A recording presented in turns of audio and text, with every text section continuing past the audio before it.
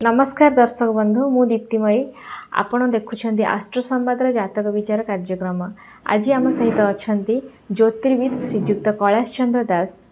नमस्कार दर्शक बंधु आरंभ करूँ आस्ट्रो संवाद स्वतंत्र कार्यक्रम जातक विचार को आसतु जो मैंने आमको जातक आप व्हाट्सएप माध्यम पठाई से जातकर विचार तार समस्या समाधान विषय आम आज आलोचना करूँ एवं जो मानकर जातक विषय किसी जानवर अच्छी से आमको दि जा स्क्रीन नंबर रे नाम जन्म तारीख जन्मस्थान एवं तीनोटी मुख्य समस्या विषय लिखि जनातु आम प्रत्येक रविवार द्वारा आप जातकर विचार करूँ तार समस्या और समाधान विषय आपन को जनाबी। बर्तमान आरंभ करूँ आज आम जातक विचार कार्यक्रम। प्रथम जातक टी पठे राजेंद्र साहू से जानवा चाहिए चाकरी एवं कर्म क्षेत्र एवं स्वास्थ्य संबंध में। देखु राजेंद्र साहब यदि आपणकर जातक को विचार को निया जाए आपणकर हूँ 18/8 बिछा राशि एवं लग्न हूँ मिथुन लग्न 18/8 बिछा राशि ज्येष्ठा बिछा बुध महादशा जन्म। बुध होती आपणकर लग्नाधिपति चतुर्थाधिपति बुध रही उत्तराषाढ़ा मकर अष्टम स्थान अवस्थान करती। आपणकर स्वास्थ्य कथा प्रथम पचारे आपणकर स्वास्थ्यगत समस्या किसी विशेष रहा कारण बुध अष्टम बहुत भल फल देवे। स्वास्थ्यगत समस्या किसी ना एवं आपन को भल समय भोग हो रवि चंद्रमा एवं आपन को भोग हो आपणकर 2024 मसीहा ठारू आपन को भोग होती चंद्र महादशा भोग होती। धनाधिपति चंद्र जो नीचर रही आपंकर समय किसी खराब ना किंतु चंद्र महादशा चंद्र अंतरदशा भोग स्वभुक्ति जो महाग्रह जहाँ चलती अंतर ये से चलती तेणुक स्वभुक्ति महादशा अंतरदशा हेल्ले आपंकर मानसिक शांति के ठीक ठाक रहा जहाँ भल मिले चंद्र निचस्थ होता हेतु बिछारे आपणकर मन अशांत रहा आपणकर मुख्य समस्या कौन है ना आप जिद करिया क्रोधी स्वभाव 18/8 बिछा राशि बुध अष्टम रही चटकिनी गोटे कथार विदाउट एनी रिजिन कौन किए कहले चटकिनी लगी एवं खूब शीघ्र शांत पड़ा ये स्वभावटी आपंकर रही हेतु ये जिनटी आप मझे के घातक हो पाए किंतु स्वास्थ्यगत समस्या बर्तमान चंद्र महादशा केवल ठंडागत रोग कफ खास ठंडा ये सब रही पारे अलग कौन मेजर प्रोब्लेम आपंकर हम ना एवं आप द्वितीय जिन पचार कर्म चंद्र होती आपणकर धनाधिपति ग्रह एवं आपणकर जन्म बयस बर्तमान है आपन को 35 वर्ष है चाकरी भाव आप निश्चित भाव में करेंगे कारण आपणकर कर्माधिपति बृहस्पति रही कृत्तिका वृषरे रवि नक्षत्र द्वादश रही सरकारी चाकरी न प्राइवेट स्तर में आप रही बेसरकारी चाकरी खंडिए करेंगे एवं चाकरी बारंबार आपंकर स्थानांतर हो स्थानांतर माने आज गोटे चाकरी करें आउ कि दिन पर आउ गोटे चाकरी करेंगे ये समस्याटी रोथो चाकरी विशेष समस्या बुझे ना किंतु बारंबार कर्म परिवर्तन ना कर्म ये सब जिनटा आप कर्म कौन विशेष असुविधा हे ना किंतु वर्तमान जो चंद्र महादशा पड़ते कर्म किसी अशांति असुविधा हे ना आपंकर किंतु कर्मस्थान बारंबार स्थानांतर बहुत चाकरी आप जीवन भितर परिवर्तन करेंगे। आज अल्प दिन रहा 2 वर्ष रहा पुणी चाकरी छाड़े ये 35 वर्ष भितर आप बोधे भावुँ 7-8 चाकरी चेंज कर सारे कि मिनिमम 5-8 चाकरी चेंज कर सारे से समस्या चाकरी किसी क्रोधी स्वभाव हेतु क्या सागर आप आडजस्टमेंट करना किए कौन कहले भूषण चाकरी छाड़दे रेजिग्नेसन देदे ये जिनसा आपंकर विशेष भाव में हो आप गोटे स्थान में गोटे चाकरी क्षेत्र में कंटिन्यू करना से जिनटा प्रति सतर्क रे एवं आपणकर स्वास्थ्यगत समस्या किसी ना केवल ठंडागत रही स्वास्थ्य आप चाहते केवल गोटे पाना एवं आपणकर चंद्रकर कवच एवं बृहस्पतिकर कवच तीनोटी लगातु लगे बुधंकर चंद्रकर एवं बृहस्पतिकर तीनोटी मंत्र पढ़ु जो थे आप वृत्तिगत समस्या स्वास्थ्यगत समस्या मानसिक पारिवारिक शांति समस्त अक्षुण्ण लगे ठीक भाव में शोधन संस्कार करी प्राण प्रतिष्ठा करी पूजा करी लगेबे लगेबा पर दिन से दिन ठारू बुधंकर ଚନ୍ଦ୍ରଙ୍କର ଏବଂ ବୃହସ୍ପତିଙ୍କର ତିନୋଟି ମନ୍ତ୍ର ସକାଳ ସନ୍ଧ୍ୟାରେ ପାଠ କରନ୍ତୁ। ନିଶ୍ଚିତ ଭାବରେ ଏ ସମସ୍ୟାରୁ ଆପଣଙ୍କୁ ମୁକ୍ତି ମିଳିବ। ପରବର୍ତ୍ତୀ ଜାତକ କିଏ ପଠାଇଛନ୍ତି? ପରବର୍ତ୍ତୀ ଜାତକଟି ପଠାଇଛନ୍ତି ଅଭିଲିପ୍ସା ବେହେରା। ଜନ୍ମ ତାରିଖ ହେଉଛି ତାଙ୍କର 12/6/2008, ସମୟ 11:45, ସ୍ଥାନ ଆଠଗଡ଼। ସେ ଜାଣିବାକୁ ଚାହିଁଛନ୍ତି ତାଙ୍କର ଶିକ୍ଷା, ସ୍ୱାସ୍ଥ୍ୟ ଏବଂ ଭବିଷ୍ୟତ ବିଷୟରେ। ଦେଖ ମା ଅଭିଲିପ୍ସା, ତୁମକୁ ତ ବହୁତ କମ୍ ବୟସ, 16 ବର୍ଷ ହେବ ତୁମକୁ, ବର୍ତ୍ତମାନ ହେଲା 16 ବର୍ଷ। ତୁମର ଲଗ୍ନ ହେଲା ସିଂହ ଲଗ୍ନ ଏବଂ ରାଶି ହେଲା ହସ୍ତା କନ୍ୟା। 13/6 ଚନ୍ଦ୍ର ଲଗ୍ନ ସିଂହ ଏବଂ 13/6 ରାଶି ନକ୍ଷତ୍ର ହସ୍ତା କନ୍ୟା, ଚନ୍ଦ୍ର ମହାଦଶାରେ ଜନ୍ମ। ଆପଣ ପଚାରୁଛନ୍ତି ଶିକ୍ଷା, ସ୍ୱାସ୍ଥ୍ୟ, ଚାକିରି ତିନିଟା। ଆପଣଙ୍କୁ ବର୍ତ୍ତମାନ 16 ବର୍ଷ। ସ୍ୱାସ୍ଥ୍ୟ ବର୍ତ୍ତମାନ ପଡ଼ିଛନ୍ତି ଆପଣଙ୍କୁ ରାହୁ ମହାଦଶାରେ ବୃହସ୍ପତି ଅନ୍ତର୍ଦଶା। ବୃହସ୍ପତି ରହିଛନ୍ତି ଆପଣଙ୍କର ଧନୁରେ ଅବସ୍ଥାନ କରୁଛନ୍ତି, ପଞ୍ଚମ ସ୍ଥାନରେ ବୃହସ୍ପତି ଅବସ୍ଥାନ କରୁଛନ୍ତି।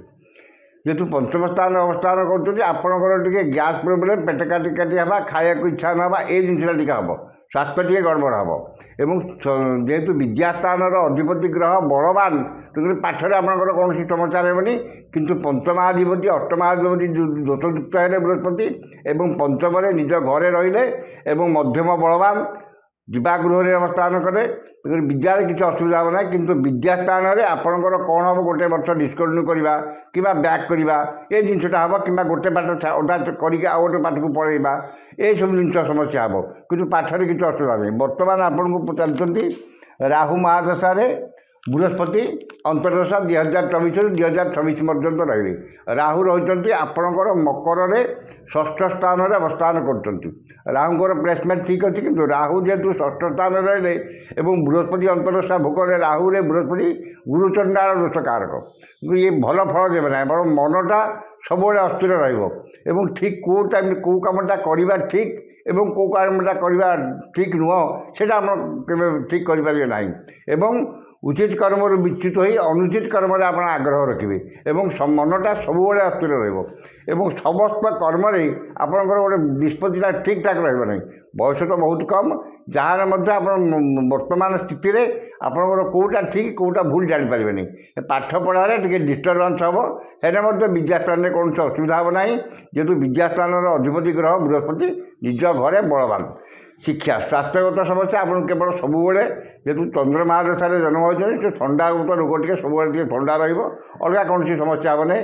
ଏବଂ ରାହୁ ରହୁଥିବା ହେତୁ ଷଷ୍ଠ ସ୍ଥାନରେ ଆପଣଙ୍କର ଟିକେ ପେଟ କାଟି କାଟି ହେବା, ଗ୍ୟାସ୍ ପ୍ରୋବ୍ଲେମ୍ ଏବେ ଟିକେ ବାହାରୁଥିବ। ରାହୁ ମହାଦଶା ଆରମ୍ଭ ପରଠାରୁ ଆଉ କିଛି ଅଲଗା ସମସ୍ୟା ଆପଣଙ୍କ ବାହାରିବନି। ଏବଂ ଆପଣ ପଚାରୁଛନ୍ତି ଚାକିରି କଥା ପଚାରୁଛନ୍ତି। ଆପଣଙ୍କର କର୍ମାଧିପତି ଶୁକ୍ର ରହିଛନ୍ତି କର୍ମସ୍ଥାନରେ ନିଜ ଘରେ। ପାଠପଢ଼ା ସରୁ ସରୁ ଚାକିରି ପାଇବେ, ସେ ବିଷୟରେ ଜମା ଚିନ୍ତା କରନ୍ତୁ ନାହିଁ। ବୟସ ବର୍ତ୍ତମାନ ବହୁତ କମ୍, ଆଜିଠାରୁ ଭବିଷ୍ୟତ ବିଷୟରେ ଏତେ ଚିନ୍ତା କରନ୍ତୁ ନାହିଁ। ବିଦ୍ୟା ପ୍ରତି ଧ୍ୟାନ ରଖନ୍ତୁ, କ୍ୟାରିୟର ପ୍ରତି ଧ୍ୟାନ ଦିଅନ୍ତୁ। ନିଶ୍ଚିତ ଭାବରେ ଭଲ ପାଠ ପଢ଼ିବେ ଏବଂ ଭଲ ଚାକିରି ମଧ୍ୟ ମିଳିବ। ଆପଣଙ୍କର ଯେଉଁ କର୍ମଟି ଆପଣ କରୁଛନ୍ତି, ସେ କର୍ମରେ ଆପଣଙ୍କ ଧ୍ୟାନ ରଖନ୍ତୁ ଏବଂ ଭାବନ୍ତୁ ଯେ ମୁଁ ଏଇ ଚାକିରିଟି କରିବି ବୋଲି। ସେ ଧ୍ୟାନ ଯଦି ଆପଣଙ୍କର ଏକାଗ୍ରତା ଚିତ୍ତ ଯଦି ଆପଣଙ୍କର ରହିଲା, ଯେଉଁ ଜିନିଷକୁ ଆପଣ ଚାହିଁବେ ନିଶ୍ଚିତ ଭାବରେ ହେବେ। ମନ୍ତ୍ର ହେଉଛି ଗୋଟେ ମାଧ୍ୟମ। ଯେଉଁ ମନ୍ତ୍ରଟି ପଢ଼ିଲେ ଆପଣ ଏକାଗ୍ରତା ବୃଦ୍ଧି ପାଇବ ଏବଂ ପାଠ ପ୍ରତି ଆପଣଙ୍କ ଆଗ୍ରହ ବଢ଼ିବ। ଏସବୁ କିଛି ନ କଲେ ମଧ୍ୟ ଯଦି ଜଣେ ଲୋକର ଇଚ୍ଛାଶକ୍ତି ବା ଆପଣଙ୍କର ଦୃଢ଼ ଇଚ୍ଛାଶକ୍ତି ପ୍ରକାଶ ପାଇଲା, ଆପଣ ଗୋଟେ ଜିନିଷରେ ଧ୍ୟାନ ରଖିଲେ ଯେ ମୁଁ ଏଇ ଜିନିଷଟାକୁ ହାସଲ କରିବି ଏବଂ ସେଥିପାଇଁ ଯାହା ପରିଶ୍ରମ ଦରକାର ତାକୁ ଯଦି କରିବେ, ନିଶ୍ଚିତ ଭାବରେ ଆପଣ ସେଥିରେ ସକ୍ସେସ୍ ହେବେ। କିଛି ମାତ୍ରାରେ କମ୍ ହେଇପାରେ, ଆପଣଙ୍କ ଭାଗ୍ୟ ଆପଣଙ୍କୁ ସପୋର୍ଟ, କିନ୍ତୁ ଆପଣଙ୍କ ଜାତକରେ ମୁଁ ଯାହା ଦେଖୁଛି ନିଶ୍ଚିତ ଭାବରେ ସମୟ ଆପଣଙ୍କୁ ସପୋର୍ଟ କରିବ ଏବଂ ଆପଣଙ୍କୁ ସହାୟକ ହେବ। ଆପଣ ଚାକିରିରେ କୌଣସି ଅସୁବିଧା ହେବ ନାହିଁ କି ବିଦ୍ୟାରେ କିଛି ଅସୁବିଧା ହେବ ନାହିଁ। ପ୍ରତିକାର ଯଦି ଆପଣ କରିବେ, 16 ବର୍ଷର ପିଲା, ମୁଁ ପ୍ରତିକାର ବିଶେଷ କରିବା ପାଇଁ ଚାହୁଁନାହିଁ। ଯଦି କରିବେ ଆପଣ କେବଳ ଗୋଟେ ମାଣିକଟିଏ ଲଗାନ୍ତୁ ଏବଂ ବୃହସ୍ପତିଙ୍କର କବଚ ଲଗାଇ ବୃହସ୍ପତିଙ୍କର ମନ୍ତ୍ର ପଢ଼ନ୍ତୁ। ଆପଣଙ୍କ ବିଦ୍ୟା ପ୍ରତି ଟିକେ ଆଗ୍ରହ ଆସିବ। ଏ ଯେଉଁ ରାହୁ ପଢ଼ିବା ହେତୁ ଆପଣଙ୍କୁ ଯେଉଁ ଅସ୍ଥିରତା ଭାବ ପ୍ରକାଶ ପାଉଛି, ସେଇଟା କମିଯିବ ଆପଣଙ୍କର। ତାକୁ କରନ୍ତୁ, ନିଶ୍ଚିତ ଭାବରେ ଆପଣଙ୍କର ହେବ। ଏବଂ ପିଲା ଲୋକ ଯଦି ପାରିବେ ମନ୍ତ୍ର କିଛି ରବିଙ୍କର ବୃହସ୍ପତିଙ୍କର ମନ୍ତ୍ର ପଢ଼ିବେ, ନିଶ୍ଚିତ ଭାବରେ ଏ ସମସ୍ୟାରୁ ମୁକ୍ତ ହେବ ଏବଂ ଭବିଷ୍ୟତ ଆପଣଙ୍କର ଉଜ୍ଜଳମୟ ହେବ ଏବଂ ଭଲ ଚାକିରିଟେ ପାଇ ସାରା ଜୀବନ ଶାନ୍ତିରେ ରହିବେ। ପରବର୍ତ୍ତୀ ଜାତକ ଦେଖିବେ। ପରବର୍ତ୍ତୀ ଜାତକଟି ପଠାଇଛନ୍ତି ବ୍ୟୋମକେଶ ରୟ। ତାଙ୍କ ଜନ୍ମ ତାରିଖ ହେଉଛି 24/2/1966। ସମୟ ହେଉଛି 1:30 PM। ସ୍ଥାନ ହେଉଛି ପୁରୀ। ସେ ଜାଣିବାକୁ ଚାହିଁଛନ୍ତି ତାଙ୍କର ରୋଜଗାର କିପରି ରହିବ ଏବଂ ଚାକିରି ସମସ୍ୟା ବିଷୟରେ ଏବଂ ତାଙ୍କର ଭବିଷ୍ୟତ କିପରି ରହିବ। ଦେଖନ୍ତୁ ବ୍ୟୋମକେଶ ବାବୁ, ଆପଣଙ୍କର ଜାତକକୁ ଯଦି ଦେଖାଯାଏ, ଆପଣଙ୍କର ଲଗ୍ନ ମିଥୁନ ଲଗ୍ନ, 27/12 ମୀନ ରାଶି, ରେବତୀ ମୀନ, ବୁଧ ମହାଦଶାରେ ଜନ୍ମ, ଲଗ୍ନ ମିଥୁନ। ଆପଣଙ୍କର ବୁଧ ରହିଛନ୍ତି ପୂର୍ବ ଭାଦ୍ର କୁମ୍ଭରେ ବା ନବମ ସ୍ଥାନରେ ବୁଧ ଅବସ୍ଥାନ କରିଛନ୍ତି, ଭଲରେ ରହିଛନ୍ତି। ଭାଗ୍ୟାଧିପତି ଶନି ରହିଛନ୍ତି ମଧ୍ୟ ନବମ ସ୍ଥାନରେ ଅବସ୍ଥାନ କରିଛନ୍ତି। କର୍ମାଧିପତି ବୃହସ୍ପତି ରହିଛନ୍ତି 12ରେ, ବୃହସ୍ପତି ରହିଛନ୍ତି। ଏ ଯେଉଁ କର୍ମାଧିପତି ବୃହସ୍ପତି 12ରେ ରହିଲେ ଏବଂ ଜନ୍ମ ହେଲେ ଆପଣ ବୁଧ ମହାଦଶାରେ ସେ ରହିଲେ ଆପଣଙ୍କର ଇଏରେ, ଆପଣଙ୍କର ସବୁଥିରେ ଟିକେ ଆପଣ ଯେଉଁ ବୃହସ୍ପତି କର୍ମାଧିପତି 12ରେ ରହିଥିବା ହେତୁ ଆପଣ ବିଶେଷ କର୍ମ ପ୍ରତି ଆପଣଙ୍କର ଆଗ୍ରହ ରହିବ ନାହିଁ। ଏ ହେଲା ମୁଖ୍ୟ ସମସ୍ୟା। ଆପଣ ଯେଉଁ କାମଟା କରିବ ଆଜି କରିବି କାଲି କରିବି ଏ କଥା ଚିନ୍ତା କରି ସବୁ କାମକୁ ସବୁବେଳେ ଗଡ଼େଇ ଚାଲିଥିବେ। ଏବଂ ବୁଧ ମହାଦଶା ପରେ ଆପଣ ବର୍ତ୍ତମାନ ଭୋଗ ହେଉଛନ୍ତି ରାହୁ ମହାଦଶା। 2024 ପରଠାରୁ ଆପଣଙ୍କ ରାହୁ ମହାଦଶା ଭୋଗ ହେଉଛନ୍ତି। ରାହୁ ରହିଛନ୍ତି ଆପଣଙ୍କର ସେ 12ରେ ରହିଛନ୍ତି ରାହୁ। କୃତ୍ତିକା ବୃଷରେ ରବିଙ୍କ ନକ୍ଷତ୍ରରେ ରହିଛନ୍ତି ରାହୁ। ରାହୁ ଯେହେତୁ ଆପଣଙ୍କର ଭୋଗ ହେଉଛନ୍ତି, ସେ ଆପଣଙ୍କର ମନଟାକୁ ଅସ୍ଥିର କରିବେ। କେଉଁ କାମଟା କରିବେ, ଆଜି ଭାବିଲେଣି ଗୋଟେ କ'ଣ କାମ କରିବା ପାଇଁ, କାଲିକି ମନ ଆଉ ଗୋଟେ କ'ଣ କାମ ଚେଞ୍ଜ କରିବା ପାଇଁ। କୌଣସି କାମ କରିପାରିବେ ନାହିଁ, ଚେଞ୍ଜ ସବୁବେଳେ ଖାଲି ପରିବର୍ତ୍ତନ ଆଶା କରିବେ। କାରଣ ରବି ରାହୁ 12ରେ ଅଛନ୍ତି ମାନେ ମନଟାକୁ ବେଶୀ ଅସ୍ଥିର କରିବେ, ସବୁବେଳେ ମନରେ ବିରକ୍ତି ଭାବ, ଚିଡ଼ଚିଡ଼ା ପ୍ରକାଶ ପାଇବ। ଆପଣ ପଚାରୁଛନ୍ତି ଆଉ କ'ଣ ପଚାରୁଛନ୍ତି? ଚାକିରି, ସ୍ୱାସ୍ଥ୍ୟ, ଚାକିରି, ସ୍ୱାସ୍ଥ୍ୟ ଏବଂ ତାଙ୍କର ରୋଜଗାର ଏବଂ ଭବିଷ୍ୟତ। ଭବିଷ୍ୟତ ଆପଣଙ୍କର ବର୍ତ୍ତମାନ 1966 ମସିହାରେ ଜନ୍ମ। 66 ମାନେ ଆପଣଙ୍କର ହେଲା 58 ବର୍ଷ ଆପଣଙ୍କର ହେଲା। ଯାହା କିଛି ରୋଜଗାର ଯଦି କରିଥିବେ ରାହୁ ବର୍ତ୍ତମାନ ଆପଣଙ୍କର ଯେଉଁ 2024 ପରଠାରୁ ଯେଉଁ ରାହୁ ପଡ଼ିଲେ, ସେ ଆପଣଙ୍କୁ ବିଶେଷ ରୋଜଗାର କିଛି ରାହୁ କିଛି ରୋଜଗାର ଦେବେ ନାହିଁ। ସେ ଆପଣ ଯଦି କିଛି ରୋଜଗାର କରିଥିବେ, ସେ ରୋଜଗାରଟାକୁ ଆପଣ 5 ଟଙ୍କା ଆୟ ହେଲେ 25 ଟଙ୍କା ଖର୍ଚ୍ଚ ହୋଇଯିବ। ସେ ରୋଜଗାର କିଛି ଦେବେ ନାହିଁ। ଭବିଷ୍ୟତ ଆପଣଙ୍କର କୌଣସି 58 ବର୍ଷ ହେଲାଣି, ଆଉ ଭବିଷ୍ୟତ ଆପଣ କ'ଣ ଆମେ କହିବୁ ଏ ବିଷୟରେ। ରାହୁ 18 ବର୍ଷ ରାହୁ ଭୋଗ ହେବେ 2024ରୁ 2042 ମସିହା ପର୍ଯ୍ୟନ୍ତ। ୟା ବିଷୟରେ ଭବିଷ୍ୟତ ଆଉ ରାହୁ ଯେହେତୁ ଭଲରେ ନାହାନ୍ତି, ସେ ଆପଣଙ୍କର ଭବିଷ୍ୟତ କିଛି ଉଜ୍ଜ୍ୱଳ କରିବେ ନାହିଁ।